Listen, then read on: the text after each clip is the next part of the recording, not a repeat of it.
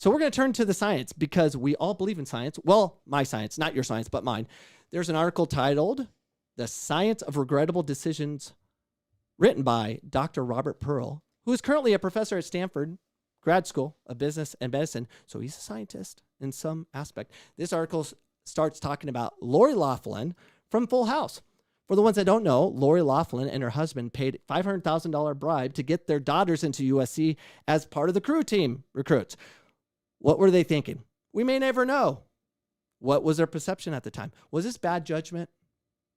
Should we let them get away with it? I don't know.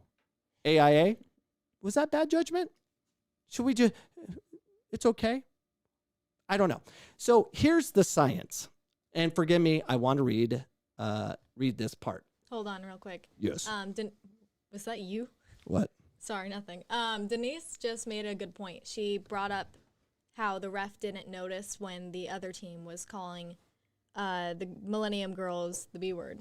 Oh, well, I could see how our girls can be like, I'm just kidding. No, but it doesn't matter, in my opinion. Matters a little bit. Well, you want to be consistent, but you're not going to get consistency. Just do what you see, do what you want to call it, but be consistent, but don't go overboard and try to punish a young girl that's in her senior year, last time playing soccer because she's going to play softball in college. Last game of soccer was a red card forever. So thank you, Mr. Referee. You've helped her remember that for a lifetime. Good job. But we can fix it with a brain shift and a change. So we should call this the Anne-Marie rule. Anne-Marie, this is what I'm going to do for you. I'm going to get an army of people to go to AIA with the news crew and all that, because that's the only way you get them to change, and scare them to death with news and get them to change this horrible rule and change how their protocols are to at least avert situations that were wrong. This was wrong. Pointing at God was wrong. High stepping, when you're taught to high step to avoid people lunging at your feet, is wrong. That they need to be reviewed quickly before the media gets involved so they can fix those things. And we'll call it the Anne-Marie rule. Okay, now we have meaning. But I'm going to read this to you. In the scientific literature, George and I noticed an interesting pattern. Under the right circumstances, a subconscious neurobiological, you like this science words? Makes me sound smart. I wish I wrote it. Sequences in our brains causes us to perceive the world around us in a way that contradict objective reality. Did you hear that? They're doing studies to find out why people do stupid things. Distorting what we see and hear. This powerful shift in perception is unrelated to our intelligence, morals, or past behaviors. In fact, we don't even know it's happening, nor can we control it.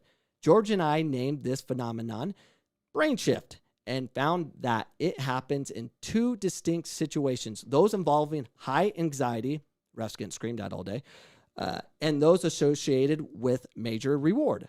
Under these conditions, all of us would do something just as regrettable as the headlining grabbing stories above. Contrary to what we tell ourselves, phrased differently, we don't consciously decide to act a fool. Rather, once our perception is distorted, we act in ways that seem reasonable to us but foolish to observers. That's what happened, Keely. So am I mad at the referee? No, he had a brain shift because of stress and anxiety, which could have happened before he even got there. And, he was obviously having issues from what we heard, sped through the parking lot, both directions to come and let us know that he was going to take away the red, but secretly go behind the scenes and give the red. So that is just one thought based in science, and there's some more science coming your way.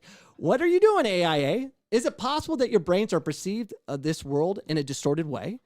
It might be possible that AIA has no idea what they're doing based on the science offered by Dr. Pearl. Is it possible that officials under stress and anxiety are having brain shifts of their own in a false sense of reality that blinds their ability to make proper decisions? Therefore, wouldn't it make sense to not give those who make proper decisions all the time to the ability to pull out of ejection pull out an ejection called taunting to do something stupid unknowingly? Here's more science for you.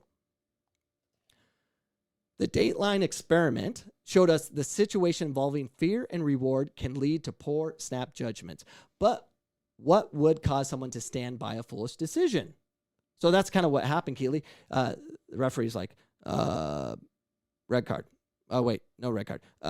Wait, I'm going to do something very stupid. I'm going to change that because apparently I should have gave a red card based on what I'm saying, even though it was wrong, even though I manufactured it, even though I fist bumped a girl, even though I kind of created that mess. I'm going to protect myself, and here it is. The science of behavioral economics tell us that after we've made a decision, even an illogical one, like giving a red, taking a red away, writing it up, not telling anybody, we tend to cling to it. That is, we filter out dissenting information. Why? Like, that was kind of stupid. Well, I'll filter it out so I can sleep at night while seeking data that confirms our original viewpoint. Psychologists call this anchoring. There's your science. In closing of this science, can we protect ourselves from this? Based on Dr. Pearl's research, the first big step towards avoiding the dangerous consequences of brain shifts is to be aware that we are all vulnerable regardless of our ethics, social status, or IQ in AIA. So AIA, be aware, regardless of how smart you think you are. Understand that you are doing it wrong. You're always doing it wrong. Just try to do it less wrong than yesterday. If you enjoyed that clip, you can enjoy all the clips at youtube.com/Coach Cameron Soccer to get all my content. Make sure you subscribe, hit the notification bell so you know what's going on and when we appear online, which is typically every Sunday, 7 p.m. Mountain Standard Time. Hope to see you this Sunday for our next live show.